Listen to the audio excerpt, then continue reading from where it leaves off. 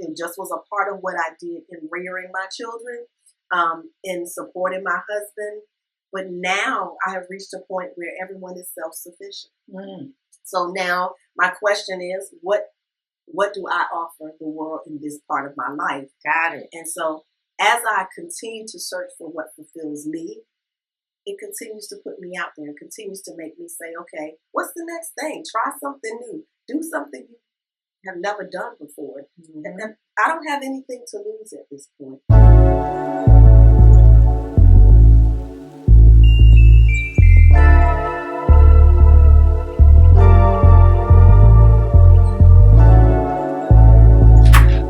Well, hello there, Flawless family. It is I, Tiara Walker Holloway. Welcome back. Welcome. If you are new to episode 19. Woo! I'm so excited, you guys. We almost at the end of season 2. And of course, as you know, we are still working on Women's History Month. Now, first of all, this is Flawless Living Made Simple, Winning Mindsets. So to end our month or to close our month out, I had to bring on this woman that I so greatly admire, okay?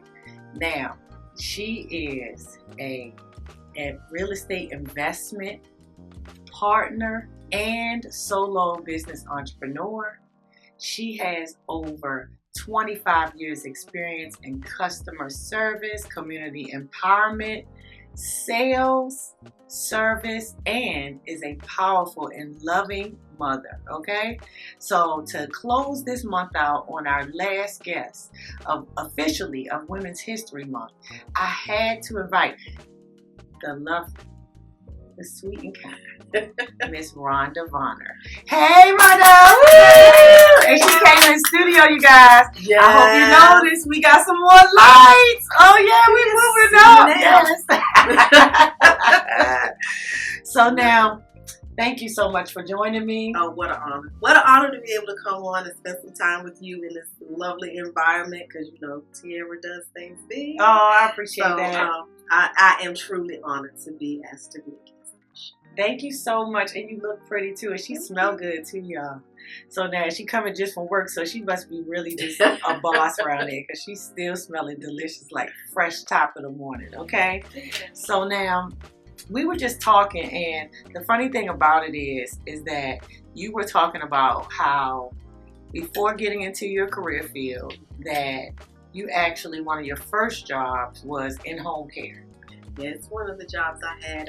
At one point, I was working 2 part-time jobs. Okay. And one of them was doing in-home with at-risk families. Mm-hmm. And it was quite an adventure. Mm-hmm.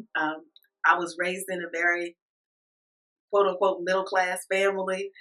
So some of the challenges that they were facing, I wasn't necessarily familiar with. Mm-hmm. But I was raised in an environment of love. And so when you're raised like that, when you know that you're loved unconditionally, Mm-hmm. it's easy to get that. Yes. That's all I know how to do. Right. Is to love on people. And that doesn't mean I took a whole lot of stuff. Now, I had to push back on them at times to push them forward. Right. But it was an adventure. It was one that I hadn't planned for. And the way it came about was really kind of funny. I went on the first date with my husband, being who he is, and he invited me to the office party where the boss was paying. And we sat at the table with all of his coworkers, and just throughout the conversation, she hired me. She said, "Come work for me." I'm like, "I don't do this stuff." She said, "No, you have good common sense. Come work for me." And I stayed with her. That's when I went part-time from my full-time job. I switched to part-time in order to do that work. Mm-hmm. And it was some of the most fulfilling work I've done. It was a challenge. And leaving that family was a real challenge for me. That was heart-wrenching. Mm-hmm. When I went back to working full-time at my other job.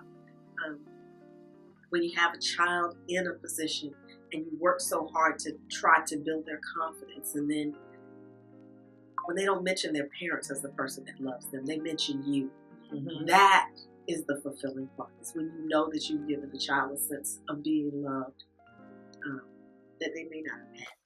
Mm-hmm. And so that's amazing because that goes to show, first of all, that you have always had a winning mindset.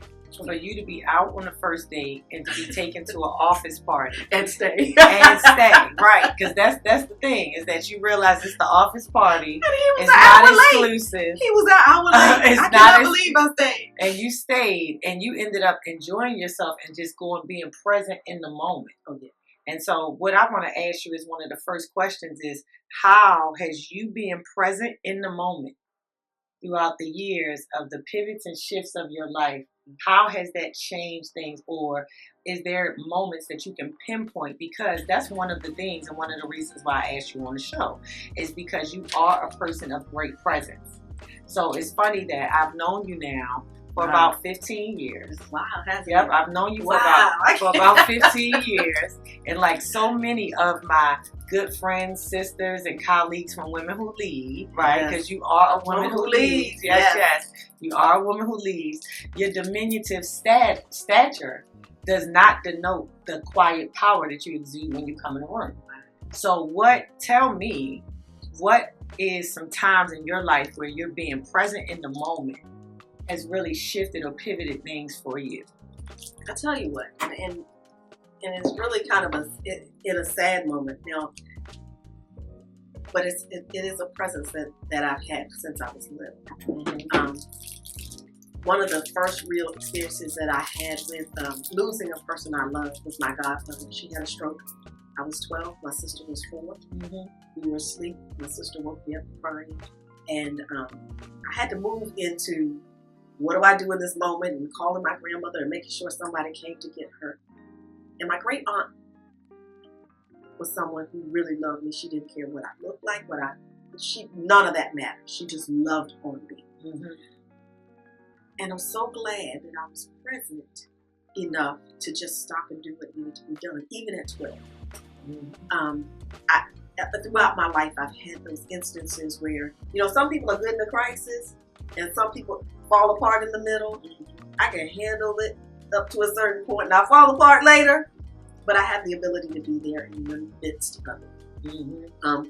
Also, I think, when I was diagnosed, I had a lumpectomy probably 4 years ago. I was not expecting that. Yes, I did. Well, I had a very small. Thank God he kept you. He truly.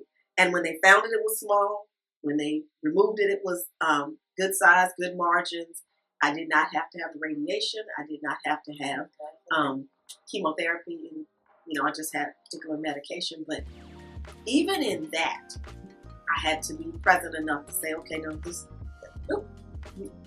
is not the end of me. How are we going to fight it? Mm-hmm. Where are we going from here? What are we going to do?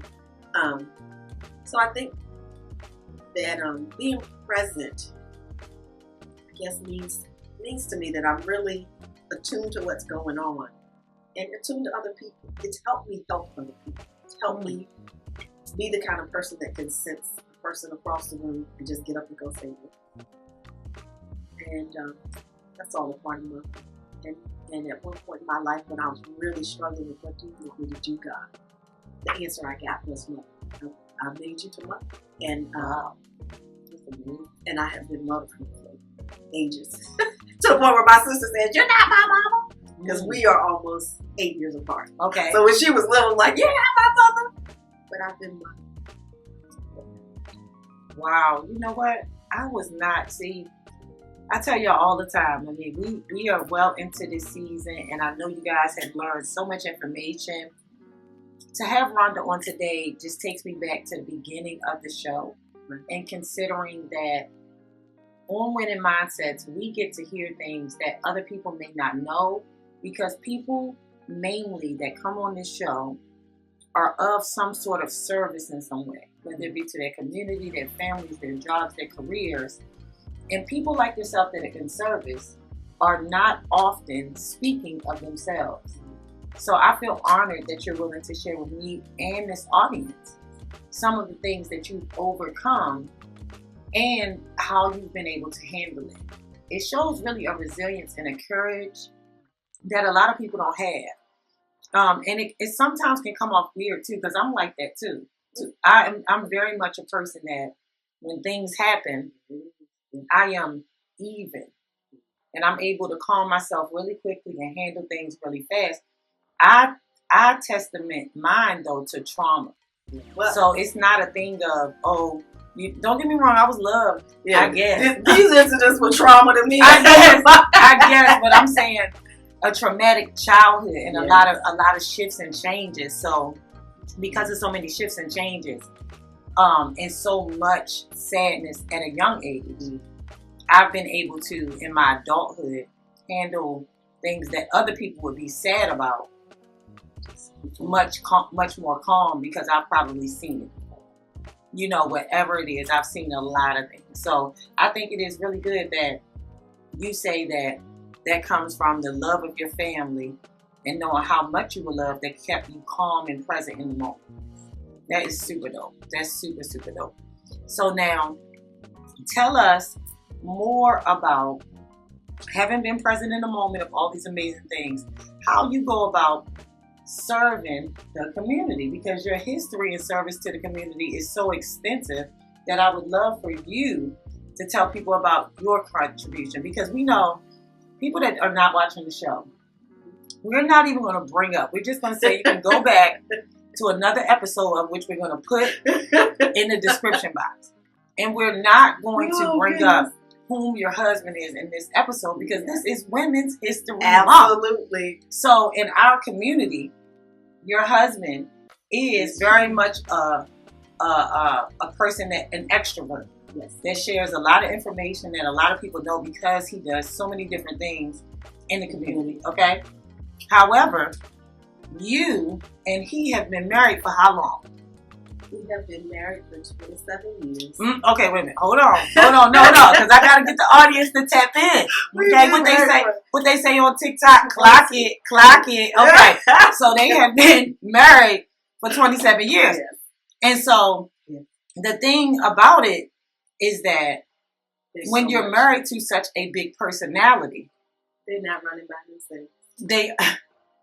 He was not running by himself, but it's not even about that. What it's about is the fact that you have been here throughout all that running. Absolutely. And now you are willing to come on the show. Come on, Rhonda. That's what we're talking about. We just talking about you today. Listen. So that's what I'm saying is that what has made you now want to step forward and share with the world all of the gifts that you as an individual, as part of that collective, have to offer. What was the shift for you, Rhonda? Because I've known you now. The shift for me is my children. My children have always been my number one priority from the moment they came.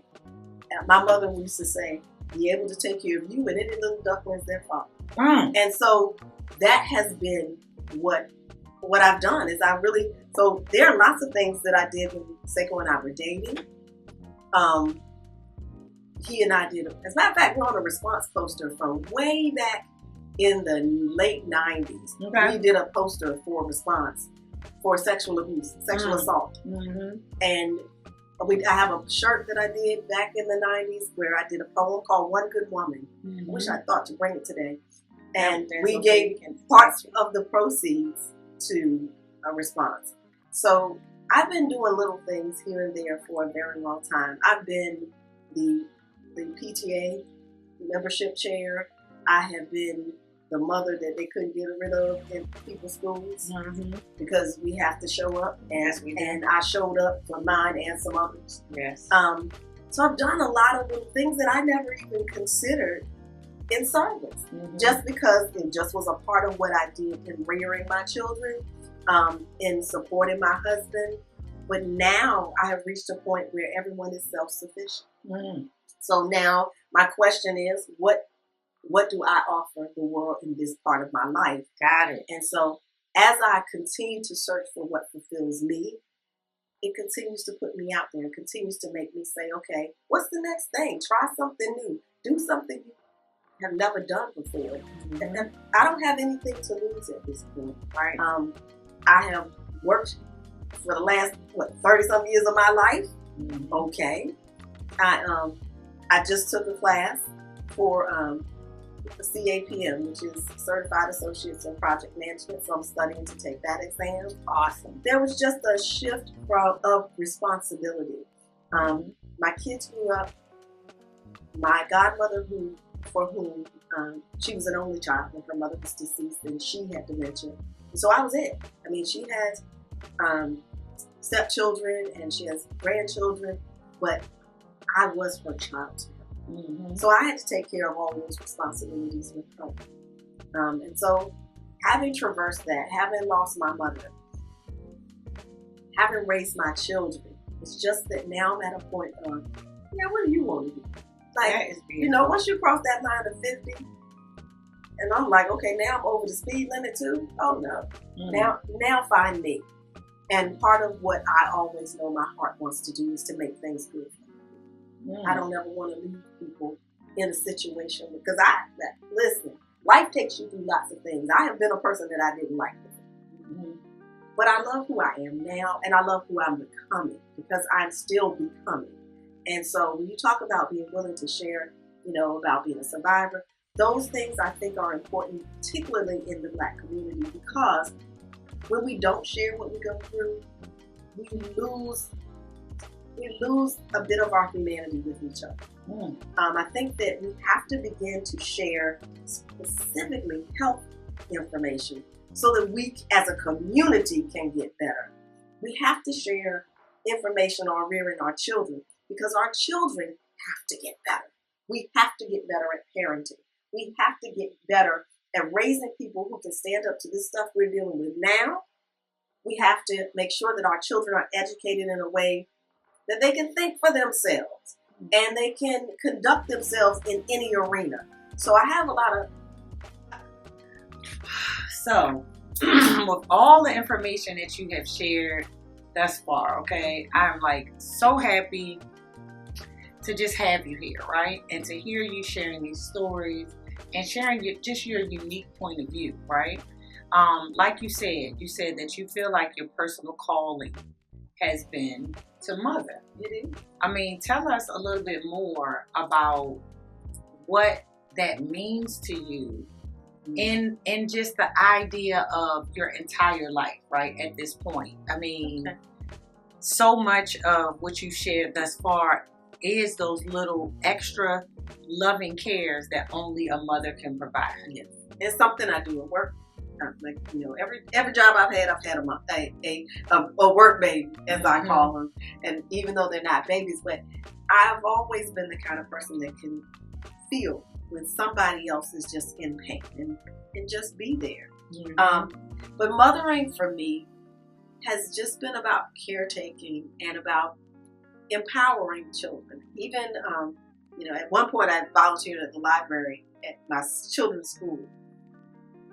Just tying shoes. I mean, even in the library, kids would come in and they don't know who I am. They just know I'm somebody in the library. Right. I have tied shoes. I have wiped noses. I've done all of that. With the brownies, when my baby girl was in the brownies and the daisies, I just was that mother who was always there. I'll tell you, my son went to Call Me Mister program. Okay. And we're driving, and one of his friends we've known since they were in first grade, and his mother said, "Oh, did you remember to bring the iron?"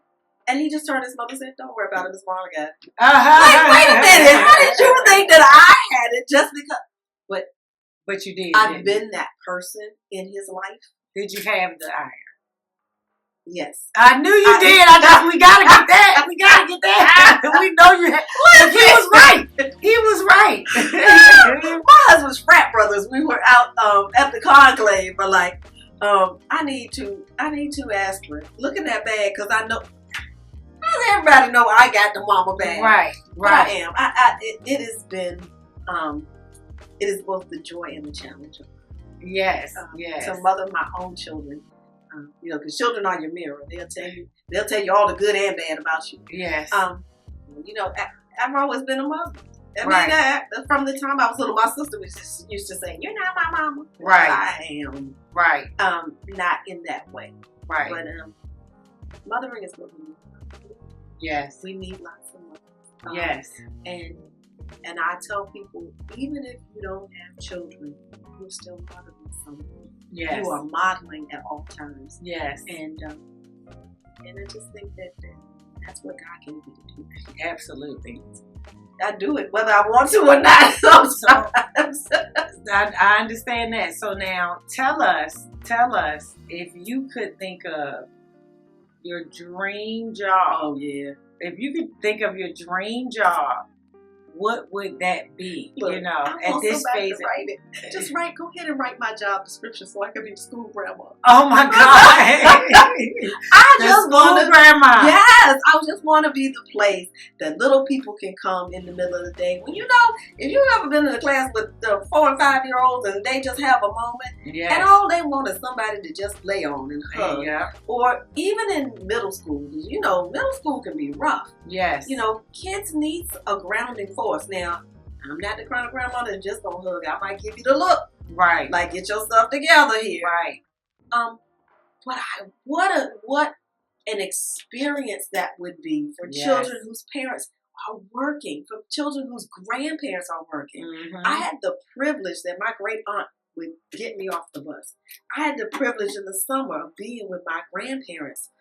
My sister and my cousin went to kindergarten half days. Okay. And my grandparents picked them up. Yes. From kindergarten, and they went home in the middle of the day. Yes.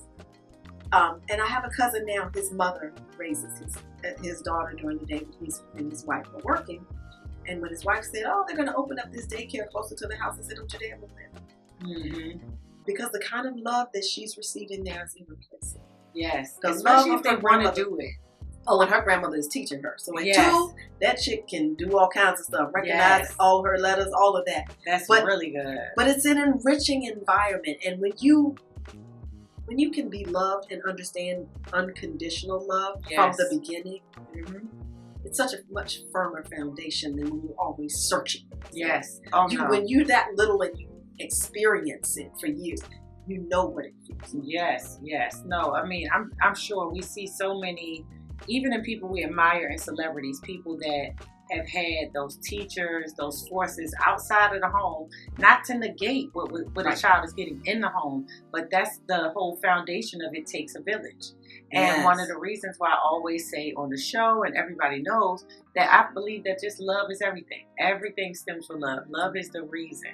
So when you move with love, you move with that true intention of love, you are bettering the world in your own way, which kind of goes back to us discussing earlier about being present of mind, and really understanding and knowing what you're contributing to both the community and just the world at large. So now because we've talked a little bit about education, okay? Yes. And I know you had told me that you did PTA, and I told you that I did PTA, so we know that we have a lot more in common than you thought, don't we? Hey, listen. I mean, the more you get to know me, though, it is kind of like, we got a lot in common, don't we? Yeah, we both have a fire in a certain place. Yes, we do. Yes, we do.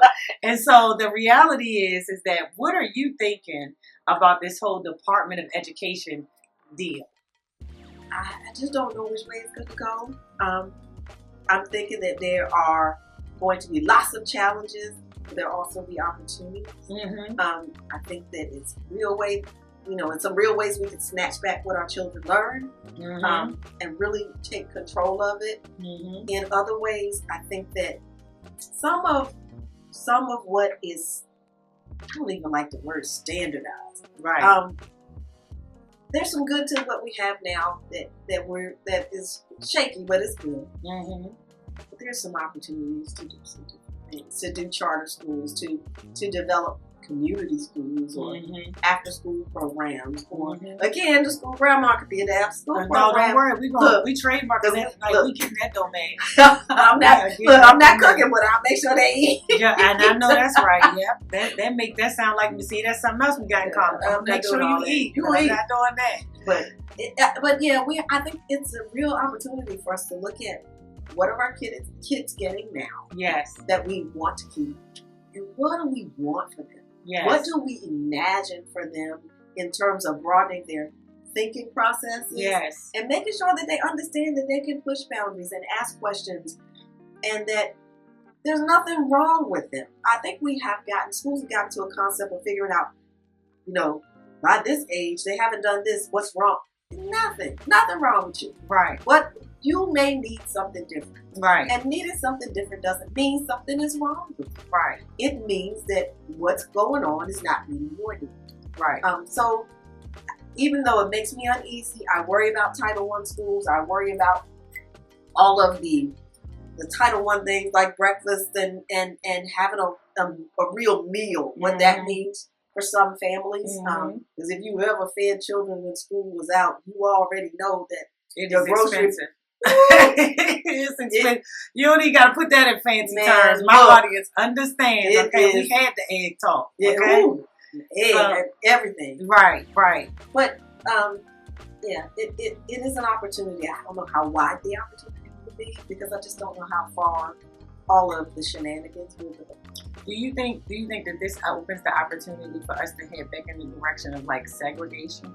I don't know. Or and when I say segregation for the audience that is listening, what I mean is that there was a time less than 75 years ago where, I mean, because I recently had this conversation with my daughter and I talked about this on another episode, that Martin Luther King was 1965. That was in the 60s. So if you count that up, that's still less than 70 years that we were in the midst of segregation, desegregation, and so on and so forth. As a matter of fact, I found a really good fact last night about which also applies to another of your businesses, and we're going to get to it, about the National Association of Realtors. Okay. And they actually had from 1928 until 1953, they had a law that prohibited them from selling homes to black people. Right. No, period. At to all. Black people. Really? And they did not. Yes, and they did not. And not on. And it was to black people, and then in some cases in certain neighborhoods. But it was a part of the code of ethics for the National Association of Realtors, and they didn't formally remove it until 1973. So the next time somebody asks me why I'm not a member of NAR, you can put that with all the other reasons. And so, however, the thing is that segregation was not that long ago. However, during that time period, and I know that predates me and you, so we're not going to poke you up that high, okay? No, not there. No, not there. Definitely not. So the thing is that when I say that, is that we had our own banks, we had our own doctors, our own schools, we had our own community programs, supermarkets. All of those things were handled in our individual households, right? And within our communities, right? So we had all of this community upliftment amongst each other that did not negate doing business with others outside of that community. We never learned how to negate everybody else. Right. I mean, I don't think we would, because we're the essence of love. We're the original people. So when you're the original people, you're too close to love to be able to hate to such an extent. Yes. And that's what I think it is. I mean, whenever I look at us and the forgiveness that we have, and not just in us, but all diasporan people, there's a certain level of forgiveness. Because even though there were wars that existed pre-colonialism, right? Those were tribal wars, and at the end of the day, they still maintained the essence of their countries, the essence of their tribes, and there was brutalism, of course, because men are going to fight. At some point throughout history, it's going to historically be that, and of course, we had women warriors too, right? Absolutely. But you figure that at the end of the day, colonialism is what brought in this great separation of people and trying to place us in a class system that made us less than human. Because if you look at places like India and Asia, there are class systems throughout history and that still exist today. Correct. It doesn't dehumanize that person. It just doesn't. No matter what, even if you're of the lowest class, you're still not. If you're of the lowest class in Asia, you're still not considered non-human. Right. You're still a person. Exactly. And that's what I'm saying. And that's 3/5 of an individual. Exactly. So when we talk about that, that's what I mean in segregation, meaning that I would love to see a return to us formalizing the impact in our communities by mobilizing and creating our own community centers hubs of all those businesses. I mean, when they talk about the pillars in order to build a strong Black American, you know, we are missing those so badly. You know, we don't have the health systems, Right. we don't have the education system, we don't have the war systems, you know, and then we do not have the education. And so those are the 4 pillars that would create a strong Black America, not to negate others, but to empower ourselves. Because one of the things that you and I had talked about off air was the fact that another thing we had in common is that we both went private school and then on to public. Yes, and the transition that And the transition that is. And the transition, and that was for me in the 80s. So I know with you that had to be early. Okay. In the late 70s. Okay, late 70s. I want to make sure that you're only a few years. You ain't that much older than me. So I don't want to cut your time. You know what I'm saying? So this was the early 80s where 6th grade, 7th grade. Yeah, so you figure that that's what I'm saying is that, you know, to have went to Montessori school, having that been, just blows my mind when it explains so much about you. I love it. Oh my God, Montessori just it was a great opportunity. so many, I really want to put nature there. So you figure that so much brilliance. yes, comes out of I mean Montessori, the system itself, it cultivates creativity. It cultivates questioning everything. I mean, it really does. It makes you a thinker. It makes you a thinker in a way that makes it pleasant to want to explore the opportunities and the limitlessness of the world at large, but also yourself, right? Okay. And so that's what I really enjoyed about the experience. Even all the way back then, I can still remember those experiences. I mean, truly I can, because we had a computer. I mean, you know, it's like 1981 and we had a computer. And so, you know, and it was big. It was bigger than this thing we using right now. And I mean, all you had was the green dot that would go across the screen. You know? I remember my parents worked for the phone company. Yeah. So we had, my dad used to sell telephones. Okay. So one of the, you know, when the car phone used to be, wow. It used to be yay big, and you had to carry it in a case. I had a car phone when I was a teenager. Oh my God. My father used to sell them. So that is so cool. You Yeah, had a car phone. Way back then when you had to plug it in the ceiling. Oh my God. That is so cool. But that, and we had a computer at our house. Oh, that's awesome. Was developing those. So man. trying to learn DOS at home. Oh my God. That is so way cool. Way back. That is so cool. And that was a stark difference from your experience once you went to public school, correct? Ooh, yes. Yes, it was. And I know that a lot of that was just the transition from being in an environment where learning and education was what you competed on. And then when you go to public schools, it was more about... It was so social. And material. Yes. Yep. It was more goodness. material and more social. Trying to figure out who you are socially and not just academically. Because academically, I knew where I was. I was at the top of the charts academically. Right. Because that's what my house demanded. Mm-hmm. And it was natural for me. Right. But figuring out socially where I fit, I'm in class all day where I'm the only one except for PE. Mm-hmm. Girl, I would go to PE and be like, wow, I couldn't do step together step. And oh my God. Until I went to middle school and PE, I learned to dance.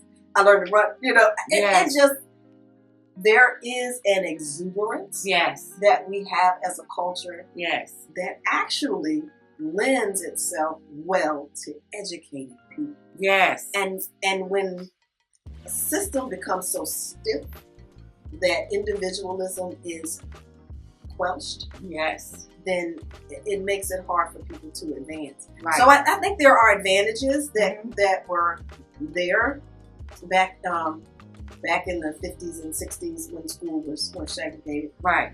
But there are also some disadvantages. So, right. You know, the economic support we still need. Right. And we need not better teachers, but we need better income for our teachers. Absolutely. I feel like that this may pose when you're talking about the opportunities, I think that this may pose a great opportunity for educators to actually get the money that they deserve for the hard work that they do in educating our children, because they are educating the next generation. Absolutely. And I think it gives us a great opportunity to reframe how we see education for our children, because we're number 40. We're number 40 in education in the world. Mind-boggling. We're not.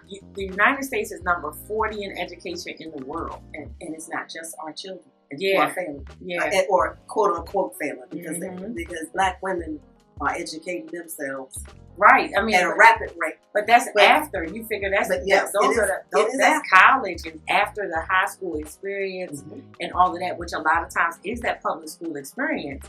I just feel like that for us to be number 40 in the world in education says a whole lot about what our education system values and doesn't value. Right, and possibly by dismantling it, like you said, it provides an opportunity to reframe the entire system, like they said, state by state. And so that means that it's going to really end up falling in our communities, because you know as well as I that it is the tax dollars of the community in which you live that incentivize and fund your school. So that's why some schools have computer labs and some schools have computers. Yes. It's because in each classroom you have a computer. Right, and they now all have like those Chromebooks and stuff, right? Yes. They all have the Chromebooks and everything, but you figure that when we're talking about STEM, when we're talking about coding, when we're talking about those type of things, there are only certain schools that are able to fund those pursuits, even here where we are. Well, not just fund, also bring the children into, and a lot of times in communities where those kinds of competitions and things where, it's not just the bus trip. Right. The bus trip costs money. Sometimes kids don't participate. Right. Because of funding. Right. But I also think that we have to look outside of school some in order to build this. Yes. We've got to look outside into parental obligation. And that does not mean every mother or father has to be a brain surgeon or a scientist. Right. But it does mean that you have to care enough and try enough, because there's going to be somebody in your circle. When you step your foot in that school, there's somebody. We have to show up. Yes. And we're going to really have to show up when when the guidelines get looser. We really have to show up and say, no, we're here for our children, and you can't be there just for yours. Right. There's some teachers who will remember me fondly because I fought for mine and the next one. But, that fight is necessary. Right. That fight is necessary. But this is when we need your Montessori brain people to really help us develop whatever it becomes for our community. It's going to be a challenge. Well, we can start with the schoolgrandmas.com. So we're going to get that. We're getting that domain by the time you watch this episode. School Grandmas is gone. Don't even try it, okay? And if you watch this far, you need to like and subscribe, okay? We are on the road to 1,000 subscribers. All right. And we're coming to the close of season 2. So I'm going to need you guys to help me get further along. I see you watching. I see the views going up. So go ahead and share it with a friend. Like and subscribe, please. So now, outside of school grandmas and us saving our children and doing the things to empower our communities, we cannot close this out without first really getting into the essence of your newest venture. I mean, you have so many ventures. And you said you don't really count your community, impact. But when we talk about it like this, listen, I haven't even. It took me so long to recognize that I had a community impact. But I love it. I love the fact that I can look back over my life and say that I've made a difference in different places, from Excellence Girls Club, mentoring middle school girls, to PTA, to doing the T-shirts where we donated to Response. There have been things that I've done that when I look back, I'm like, okay, yeah, you really did contribute. I look forward to being able to do so much more. I want to do that whole presentation for parents on dealing with school and preparing your child for kindergarten, and because it's more than just academic. It's academic. It's social. It's dexterity. It's confidence. Yes. So much more. That children need going into the educational system. So before even talking about generational roots, tell us a little bit more about that idea and what you may want to do for the parents in our community. Listen, I'm working now on a workshop that I'd like to put together, a presentation on preparing your child for kindergarten. So we talk about things like, do they know their ABCs? Do they know their name? Not their nickname, their name? Yes. Can they spell their name? Yes. Do they know your actual name? Right. You know, other than mommy. Yes. And daddy. Mommy, daddy, Me. uncle so and so. Those things, while endearing at home, Right. our job is to prepare them not just to be at home and comfortable, but to be successful in a world that's going to challenge their right to be successful. Absolutely. And so we have to give them some of those things. We don't, and for them to know the difference. Mm-hmm. Like, yes, this is required here, and at home you can be loved by your family. Yes. And even you have some pals in school that can get into that circle with you, but we want to prepare our children. So I'm working on that with 2 other cohort members and trying to get all of my thoughts together. I have a list now, Mm-hmm. and I'm really looking forward to putting together a presentation on preparing your child for kindergarten. And not so much from the educator standpoint, Mm-hmm. but from a parental standpoint. Right. I am married to an educator. Absolutely. My daughter is an educator by nature, and she is a cross-divisional substitute in a school in Chicago. Oh, wow. And Okay. she's about to go back to school and get her degree. Wow, that's cool. And it's in her. And I love that she already has a natural ability to love and accept children where they are, to recognize when they're challenged, and to provide. See, yeah, I thought about teaching. Me I too. thought about teaching. I thought about teaching. I substitute taught for about almost 9 years. Woo. And I went to every school in Norfolk. Wow. And I will say that it was not the students, it was the teachers that made me not do it. Really? So yeah, I just could not, the reality is that at that point, which was the early 2010s, that time frame, 2000s through 2010. And, as a substitute, you're not taken serious. So when you're in the teacher's lounge, those teachers, they come in there, and they talk, and the things that they would say, and then the standardized testing and the toll that it would take on the teachers when they really love the kids and they really wanted them to be able to learn these things that's real education and knowledge, and they had no ability to do so, or they had to do it in a sneaky way, and sneaky might not even be the right way. Covert way, right? Where they would have to kind of incorporate it along with the standard teaching that they were required to teach for testing purposes. Just to have to live that way, to have to always be fighting, to have a voice for your own community. Wow. So not so much that my mom retired from Norfolk Public Schools, and she taught for 41 years. Wow. So she taught here from 99 to 2020. Wow. And so you figure that, she taught in Baltimore before that. So you figure that she taught for 41 years. So I can't say that it was per se the teachers. I'm saying that seeing things from different perspectives. Yes. Because I was at every school. I've been to every school in Norfolk as a substitute. And I preferred middle and high school because the kids had some sort of accountability. So I would be able to go in there and let them know, I'm going to let you chill after you get the work done. And that would be it. Whereas with little kids, like you said, you want to be a school wiping nose and tying shoes, all of that all day long. But for me, it wasn't until I did my student teaching, my student observation. I didn't do student teaching. I did student observation. And there was a young lady in the 12th grade English class, pregnant with her 3rd child. And I could not focus on teaching her because my question was very clear. And so again, here I am mothering, and I'm like, I can't deal with this. I need to make sure, like, baby, what do we need here to make the turn? Child in the 12th grade? Wow. And so my heart was bleeding for her. And like, wait a minute. And so I knew then that I would have a hard time every day focusing just on education because my heart was in loving on the kids. Yep, I'm sure. And they called me the SmackDown sub, so me and he was totally different. I swear. Because when I came in there, I let them know. I said, if y'all fight, they don't give me insurance, so I'm not breaking it up. No. And if y'all want to get to fighting, y'all go ahead. I can tell them, but by the time I get over there to that intercom, somebody gonna be beat up. And they would just not do it. They really would not do it. And the funny thing about that is, by the time I get to that, I know, I'm telling you, because by the time I get over there to call security, somebody be beat up because I wasn't going to touch it. And the only time I ever had two kids fight was actually a baby mom and baby dad over at what's the name of the school for no, what's the school? It's for naughty kids. I cannot think of the name. It's in Park Place though.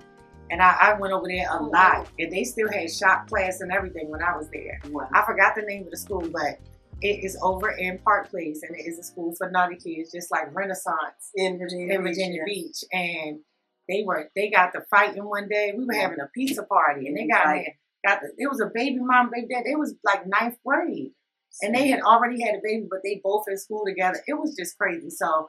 That was the only fight I ever had. I did it for like 9 years. Nope, they didn't do it. Y'all leave that part alone. Right, I tell them, I said, y'all fight somebody else because I'm not helping. Y'all don't want to have to go see the school grandma over there. Right, because I told them my theory was kids that fight when the substitute is there. It's kids that think somebody gonna break it up. I said, y'all got me messed up. They don't give me no health insurance. So I'm not gonna get hit by one of y'all trying to break y'all. I don't even know y'all like that. So, but this was in my 20s, so you got to think, I didn't really, it's no big deal to me. But I definitely, that's what made me say, no, I would not teach. And I know it was the right choice because I am not a school grandma or the natural mother. So, I'm a mother, I'm a girl mom. But not that. Not that, no. So I definitely understand. And I'm so happy that you shared your ideas with us. And we got our domain, we're going to get this tonight. So I'm serious about this. So we're going to do this thing. So we can do write this thing. I'm telling you. I'm open our school and then I'm going to get a whole bunch of school grandmas all over the country. So if you want to apply, you let us know.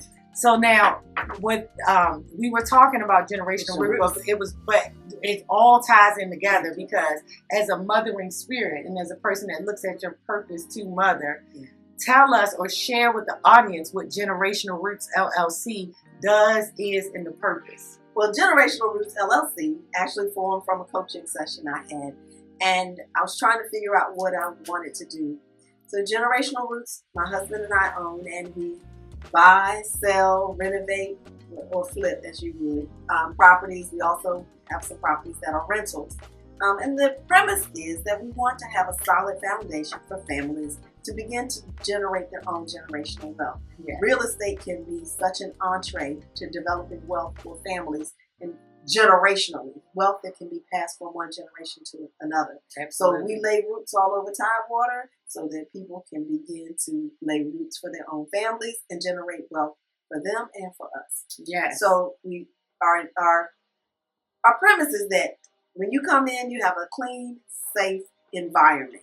Mm-hmm. It may not be the Ritz, it may not be sparkle and glamour. Now, we don't give you little, but those houses be sparkly and glamorous. She's saying that, but that's not true. Their houses be sparkly and glamorous. But our focus is to make sure that you have a safe environment. Absolutely. That you have a solid environment. Yes. This is a house that you can live in for years and that you can pass on, and you can upgrade it in any way that you like to.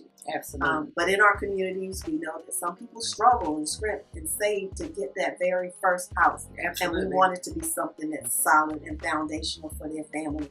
We have to build wealth. Absolutely. We have to build wealth. Well, we don't do anything in these times. We have to look at what the people who have obtained the wealth have been doing. Yes. So we have to study the game so that we can play the game. Absolutely. And then we go, because anything we play, we win. Yes, that's for sure. That's for sure. So we're the foundation. Absolutely. So lay your roots. Lay your roots. Lay your roots. Absolutely. Well, you know what, Rhonda? I just appreciate you so much, just honoring me and my audience, our audience, with your presence. I mean, guys, we are on our road to 1,000 subscribers, okay? So you can share this because I see you watching. So go ahead and like and subscribe and even turn your notifications on because we have a couple more episodes to the end of season 2, and I'm so excited about that and so honored to have Rhonda Varner. Her information, if you're returning or you're watching for the first time, is going to be down below. You can catch up with her on LinkedIn because she has tons of skills that we haven't even had the opportunity to touch on because she is, as she said at the beginning, present in the moment and transitioning into this next best version of her. And one of the things I want to say to you about that is that the joy of having you on the program is because you have been so willing and transparent to discuss the different ranges of your life. I mean, we talked about your childhood. We talked about your education. We talked about you becoming married in 27 years. 27 whole years, right?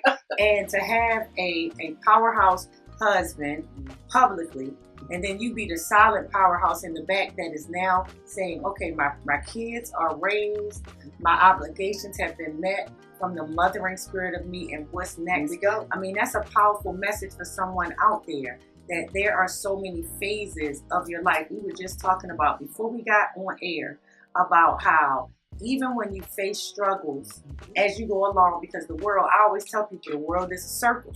So nothing is going to stay the same all the time. That world is going to keep spinning. So that means that you're going to face struggles. But when you know, and how you know you're growing, is that the struggles, even if in similar areas, are not the same. They're not the same, because that's what evolution is. And a long time ago, and at the time, it was so funny, because when I was at Norfolk State, it was this place next door over there where the 7-Eleven is, and it was called Gear 360. And I used to go in there all the time and talk to the owner and buy the oils and stuff. I still wear oils. I don't care what y'all do. I still like oils. So I used to go in Gear 360, and the owner there said to me one time, if you're not evolving, you're dead. And I, at the time, in my college mind, I was like, oh, okay. I have been saying that since I now was 20 years old, because that is true. Because if your mind is not allowing you to transition through every phase of what life is, and you allowing yourself to grow through the moments that you go through, whether that's good, bad, or indifferent, what are we doing? We've got to evolve. You have to grow through them, and you have to help other people. Absolutely. That's a mother saying that. It is. I mean, it's true. Like, nothing you go through is just for you. Yes. So when you live through things, you absorb new information, pass it on. Yes. That gatekeeping stuff is for the birds. That's not, we came from a civilization that had griots. We passed our information around. Yes. And it's time to get back to passing our information. Not just our health, our wealth, and the well-being of our children. All of that is important for us to remember. And the other thing is, there's no shame in starting again. Everything that you've been through sets you up for the next thing. Just keep asking, what's next for me?